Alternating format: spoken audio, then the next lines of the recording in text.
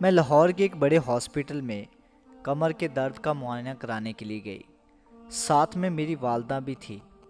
ہم دونوں جب لاہور ہاسپٹل پہنچیں تو میری والدہ ڈاکٹر کے دفتر تک تو گئیں، لیکن میرے ساتھ چیک اپ روم میں نہیں گئی۔ جب میں چیک اپ روم کرانے کے لیے پہنچی تو وہاں پر 2 آدمی اور ایک نرس تھی۔ یہ کمرہ ایک چھوٹا سا کمرہ تھا جس میں میرے علاوہ ان 2 آدمی اور اس نرس کے علاوہ کوئی اور نہیں تھا۔ لیکن میری تکلیف اس نوعیت کے متقاضی تھی کہ میں شلوار اتار کر ڈاکٹر اور اس نرس کو معائنہ کرنے کی اجازت دوں۔ میں چاہتی تھی کہ یہ آدمی چلے جائیں اور نرس میرا چیک اپ کرے، لیکن ڈاکٹر نے ایسا نہیں کیا۔ اس نے مجھے صرف ایک کرتا دیا اور چیک اپ روم تیار کرنے کے بعد ڈاکٹر کو کہا کہ آ کر چیک اپ کر لیں۔ ڈاکٹر نے میری کمر کو ایک نظر دے کر مجھ سے میری تکلیف کے بارے میں پوچھا۔ میں نے بتایا کہ سرجری کے بعد کمر کے نچلے حصے میں اکثر درد رہتی ہے۔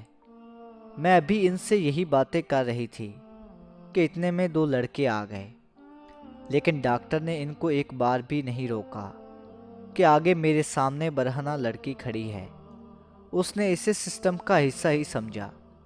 وہ ان کا ایک چائے والا اور صفائی والا تھا، اور نہ ہی میرے آس پاس اس وقت کرتے کے علاوہ کوئی چیز تھی۔ اس کے بعد ڈاکٹر نے انہی دونوں لڑکوں کے سامنے میری کمر دبائی اور دبانے کے بعد پوچھا دبانے سے کچھ درد محسوس ہو رہا ہے؟ میں نے ڈاکٹر کو بتایا کہ کمر کے کس حصے میں درد ہو رہا ہے اور کس حصے میں نہیں۔ میں شرم سے ڈوب رہی تھی۔ جب معائنہ ختم ہوا تو ڈاکٹر نے میرے پچھلے حصے پر زور سے ہاتھ مارا۔ میں نے اسے معائنے کا حصہ ہی سمجھا، لیکن یہ میرے لیے حیران کن تھا۔ اس نے پھر بتایا کہ اب کے بعد کوئی درد نہیں ہوگی، لیکن میں پریشان اور گنگ ہو کر رہ گئی۔ میں نے اپنی شلوار اوپر کرتے ہوئے نرس کی طرف دیکھا۔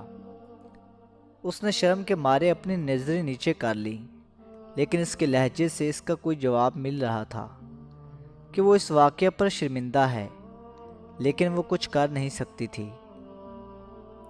میں روم سے نکل کر ڈاکٹر کے دفتر پہنچی، جہاں میری والدہ انتظار کر رہی تھی کہ پتہ چل سکے کہ ڈاکٹر کا کیا کہنا ہے، کہ کہیں کوئی بڑا مسئلہ تو نہیں۔ ڈاکٹر نے کہا کوئی بڑا مسئلہ نہیں ہے۔ میری والدہ نے پوچھا پھر درد کی وجہ کیا ہو سکتی ہے؟ ڈاکٹر کہنے لگا کوئی ایسا مسئلہ نہیں ہے، اب 2-3 دن چیک اپ کروانا، اس کے بعد بالکل ٹھیک ہو جائے گی۔ بہتر تو یہی ہے کہ آپ اس بات کو نظر انداز کر لیں، باقی میں معائنہ کرتا رہوں گا، سب بہتر ہو جائے گا۔ ہسپتال سے نکل کر گھر جاتے ہوئے وہ لمحہ بار بار میرے ذہن میں آ رہا تھا۔ میرا چہرہ بجھ گیا تھا۔ میری والدہ مجھ سے پوچھ رہی تھی کیا آخر کیا ہوا؟ میں اپنے ذہن میں دفن کہ آخر کیا ہوا؟ میں کوشش کر رہی تھی کہ اس واقعے کو اپنے ذہن میں دفن کر لوں۔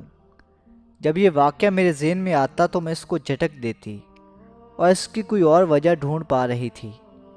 میں کوشش کر رہی تھی کہ کسی قسم کا حادثہ سمجھ کر بھول جاؤں، یا یہ سمجھوں کہ اس نے چھوٹی بچی سمجھ کر میرے ساتھ مذاق کیا، یا یہ کہ اس کا اپنا انداز تھا۔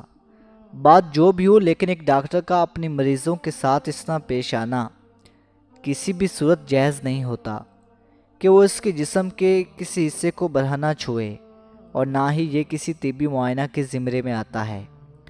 کولہے کو چھونا اور جسم کے کسی اور حصے کو چھونا بالکل مختلف ہوتا ہے۔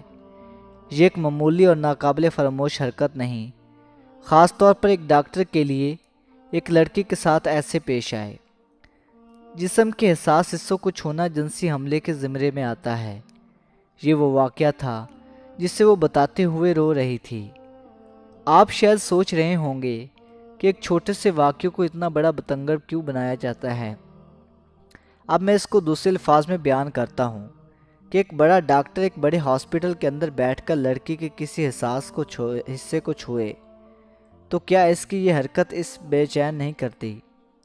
میں اس کے بارے میں لکھنا تو نہیں چاہتا تھا، لیکن پھر میں نے سوچا اگر معائنہ کرنا اتنا بھی ضروری تھا اور اس طرح سے تو اول نرس کر سکتی تھی، اگر ڈاکٹر کرتا بھی تو ان دو آدمیوں کے سامنے نہ کرتا۔